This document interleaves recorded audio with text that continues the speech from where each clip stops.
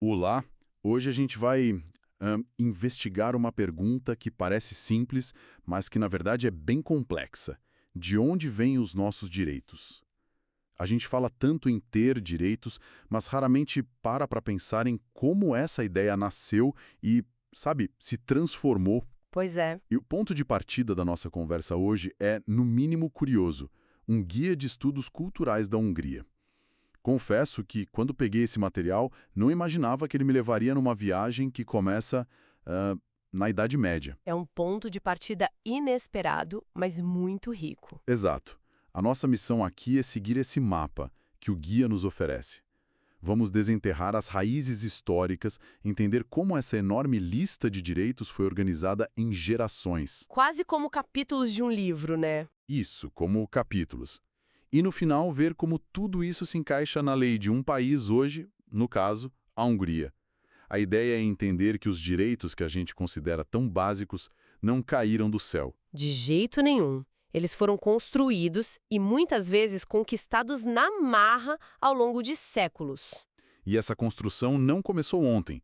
A primeira coisa que salta aos olhos no material é que essa ideia de direitos humanos não é uma invenção do século XX. Não mesmo. Pelo contrário, é o resultado de uma evolução lentíssima, com sementes plantadas lá atrás, na antiguidade. É uma longa, longa estrada. Uma estrada com algumas paradas obrigatórias, eu diria. Exatamente.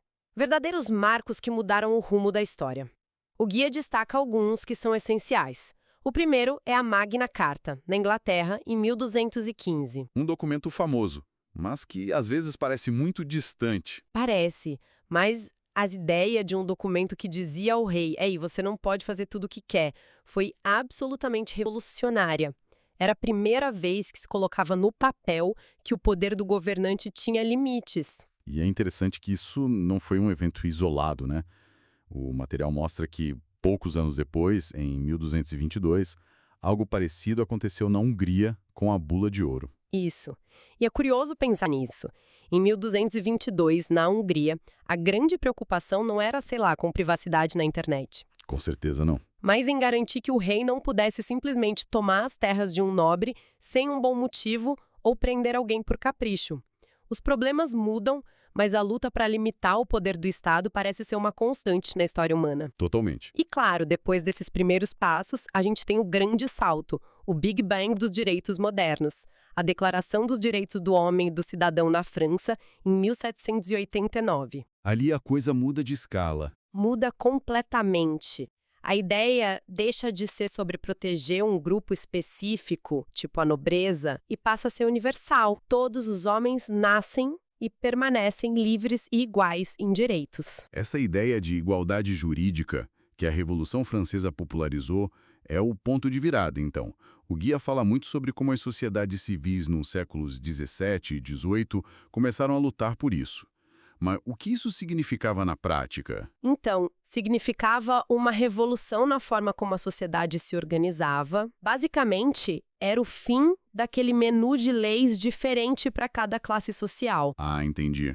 Uma lei para o nobre e outra para o padeiro? Exatamente. Pela primeira vez, a lei, pelo menos em tese, não deveria mais olhar para o seu sobrenome ou para o seu título. Perante um juiz, as regras do jogo deveriam ser as mesmas para todos.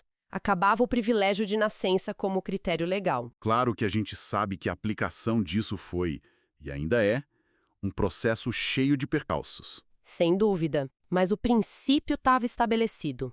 E isso muda tudo. E essa jornada, que começa com nobres preocupados com suas terras, chega ao século XX com uma cara completamente diferente. O material aponta a Convenção Europeia dos Direitos Humanos, de 1950, como um ponto de chegada importantíssimo. É um ponto de chegada e um novo ponto de partida. O que é fascinante na Convenção de 1950 é que ela pega toda essa herança de ideias filosóficas e políticas e a transforma num contrato com força de lei. deixa de ser só uma ideia bonita. Exato.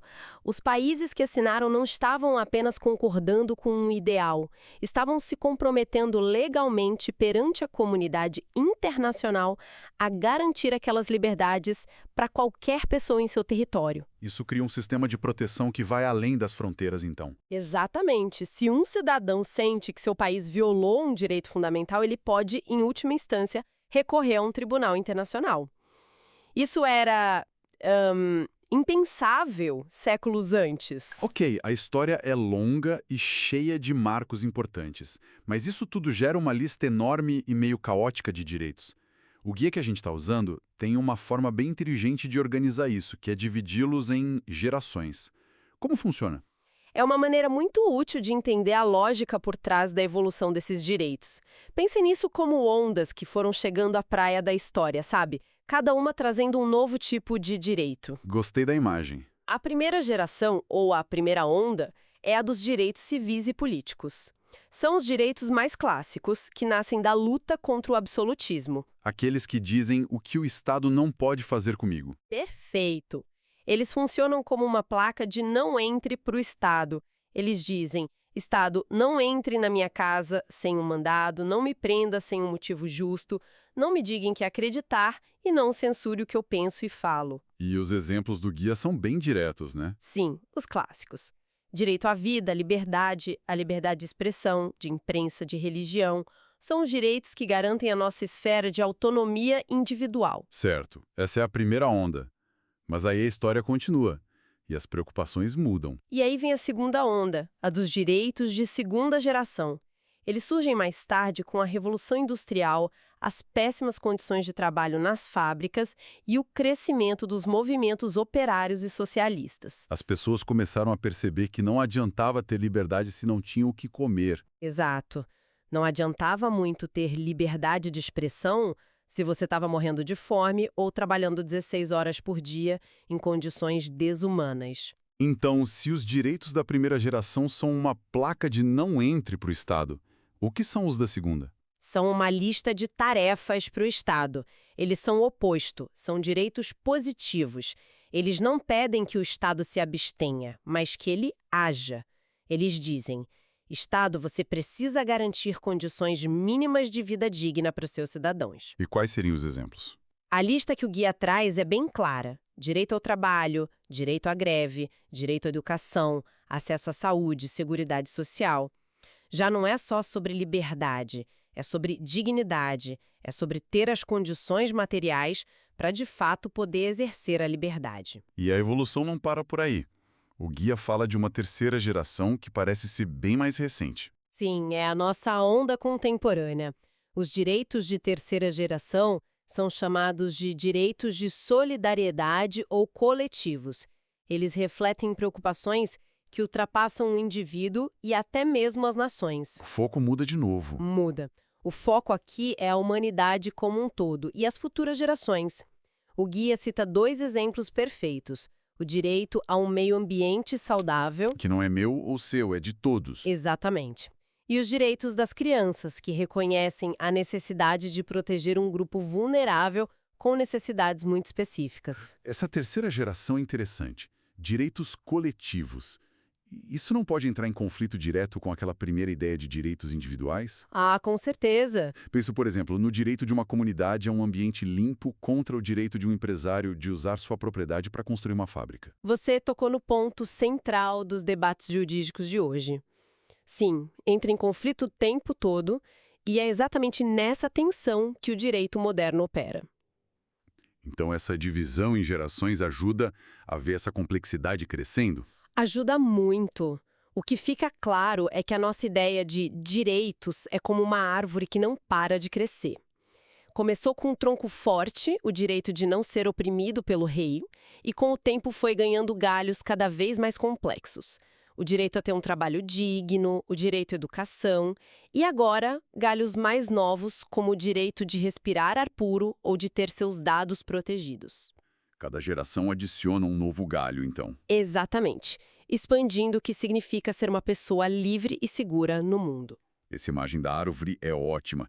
E agora, vamos descer de toda essa teoria e ver como essa árvore está plantada no solo de um país específico. O nosso guia, afinal, é húngaro. Certo. E ele é muito enfático ao dizer que, na Hungria, o respeito e a proteção desses direitos são o dever primordial do Estado. Não é um favor, é a sua razão de existir. E aqui o texto traz uma regra de ouro, uma ideia que é a base de qualquer democracia constitucional. Ele diz que um direito fundamental só pode ser limitado para proteger outro direito fundamental ou um valor constitucional essencial. Isso parece técnico, mas é importantíssimo. É fundamental. Significa que o Estado não pode simplesmente chegar e dizer: vou restringir sua liberdade de expressão porque não gosto do que você diz. A restrição precisa ser justificada por um motivo muito, muito forte. É quase como um cabo de guerra, então. É o melhor jeito de descrever. Vira um cabo de guerra. A lei precisa colocar os dois direitos numa balança e ver qual pesa mais naquela situação específica. Por exemplo, a sua liberdade de expressão de um lado e o direito à dignidade de outra pessoa do outro. Não tem uma resposta pronta. Não existe. É um exercício constante de equilíbrio. E olhando para a lei fundamental da Hungria, de acordo com o guia, a lista de direitos garantidos é bem longa. Tem a igualdade perante a lei, que já discutimos, o direito à vida e à dignidade humana, o direito a um processo justo, Que é a espinha dorsal de qualquer sistema de justiça. as liberdades de pensamento, religião, expressão e reunião. E a lista continua com o direito à propriedade e à herança e algo que se tornou um campo de batalha na nossa era, o direito à proteção de dados pessoais. Com uma lista bem completa. Sim, mas tem um ponto que o guia destaca que serve como exemplo muito poderoso de como isso tudo funciona na prática. A questão da pena de morte. Sim, esse caso é uma aula sobre o tema. O guia nos conta que a pena de morte foi abolida na Hungria em 1990. Mas o mais interessante não é o quê, mas o como. Como assim? Não foi uma lei aprovada pelo parlamento. Foi uma decisão do Tribunal Constitucional. O tribunal analisou a lei que permitia a pena capital e a declarou inconstitucional. E qual foi o argumento deles? O argumento foi direto e demolidor. Eles disseram que o direito à vida e à dignidade humana é absoluto. Ele está no topo da hierarquia de todos os direitos. É a base de tudo.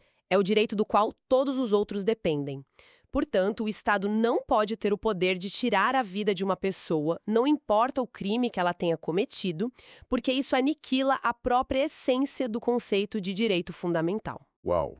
O fascinante nessa decisão é que ela mostra que a Constituição não é só um pedaço de papel. O tribunal agiu como um guardião, dizendo que existe um direito tão sagrado que nem o próprio Estado, com todo o seu poder legislativo, pode violá-lo. É a prova viva do sistema de freios e contrapesos funcionando. Na prática, exatamente. Para proteger o mais básico de todos os direitos. Olhando para trás agora, a gente percorreu um caminho incrível. Saímos de documentos medievais como a Magna Carta e a Bula de Ouro. Que eram basicamente contratos para limitar os abusos de um rei. Exato. E chegamos a um tribunal moderno usando a Constituição para proteger a vida humana contra o próprio Estado. É uma evolução impressionante. E no meio do caminho, vimos como essas ideias foram sendo organizadas em gerações, como a tal árvore dos direitos foi crescendo. O tronco, os galhos. Isso. Primeiro o tronco das liberdades individuais, depois os galhos das garantias sociais e, mais recentemente, os ramos dos direitos coletivos. O que todo esse material nos mostra é que direitos não é um conceito estático. É algo vivo. É algo vivo, que evoluiu ao longo de séculos de conflitos e debates e continua se expandindo. E nesse cenário, o papel do Estado é definido de forma muito clara. Ele é o principal protetor e garantidor dessa árvore. Mas, como você mesma disse antes, essa expansão da árvore cria tensões. Os galhos começam a se cruzar e a disputar espaço. E essa é a reflexão final que o material provoca, talvez até sem querer. A gente viu que a regra é que um direito pode ser limitado para proteger outro, mas isso abre uma caixa de Pandora de perguntas complexas que o texto não responde. Que tipo de perguntas? Bem, o que acontece quando esses direitos entram em choque de forma aguda? Como uma sociedade, na prática, equilibra a liberdade de expressão de um grupo com o direito à dignidade e à segurança de uma minoria que é alvo de discurso de ódio? Ou, no caso da terceira geração, como se equilibra o direito à propriedade de alguém, de fazer o que quiser com sua terra, com o direito de todos a um meio ambiente saudável para as próximas gerações. Exatamente.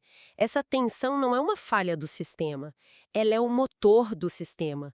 É nesse espaço de conflito, nesse cabo de guerra constante entre direitos igualmente importantes, que o debate sobre o verdadeiro significado da liberdade, da igualdade e da justiça acontece. E não tem resposta fácil. Não existem respostas fáceis ou fórmulas mágicas.